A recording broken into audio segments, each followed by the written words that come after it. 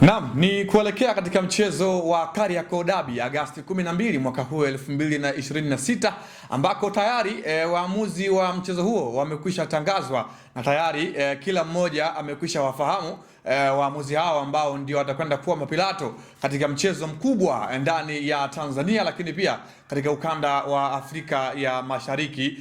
na Kati. Sasa ni waamuzi ambao kwa ujumla wao ni wengi, kuanzia mwamuzi wa kati, wasaidizi wake, sanjari na waamuzi wa akiba, bila kusahau mtathmini wa mchezo wa siku ya Agosti 15 mwaka huu, Agosti 12 mwaka huu 2026. Sasa waamuzi hao ni Ahmed Arajiga. Huyu ndiye ambaye atakwenda kuwa mwamuzi wa kati kutokea huko mkoani Manyara, akisaidiwa na mwamuzi msaidizi nambari 1 ambaye ni Mohamed Mkono kutokea Tanga, sanjari na mwamuzi msaidizi nambari 2 ambaye ni Leonard Mkumbo kutokea mkoani Manyara, huku mwamuzi wa akiba akiwa ni Nasir Sia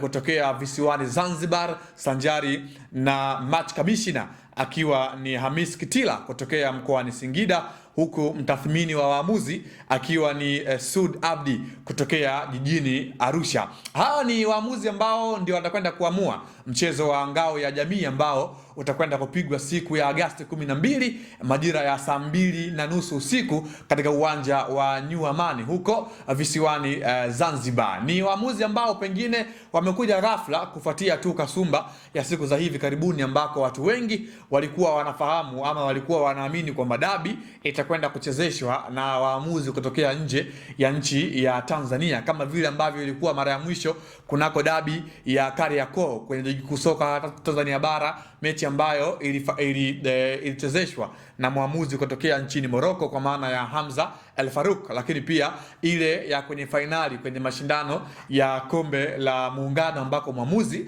alitokea nchini Kenya ambaye alikuwa ni Mimisa Nyagroa. Lakini safari hii waamuzi wazawa ndio ambao wamerejea katika mchezo huu wa dabi ya Kariakoo katika siku ya Agosti 12 huko visiwani Zanzibar. Mechi ni kesho majira ya saa 2:30 usiku kwa saa za Afrika ya Mashariki. Hebu tuambie unafikiria nini kwa listi hii ya waamuzi ambao tayari imekwisha fahamika na TFF wenyewe ndio ambao wameweza kuwathibitisha kupitia ukurasa wao wa Instagram, na kila timu sasa tayari imekwisha fahamu pilato wa mchezo wa kesho. Jina langu ni Leopard John, nyuma ya kamera alikuwepo Arafa Kaula.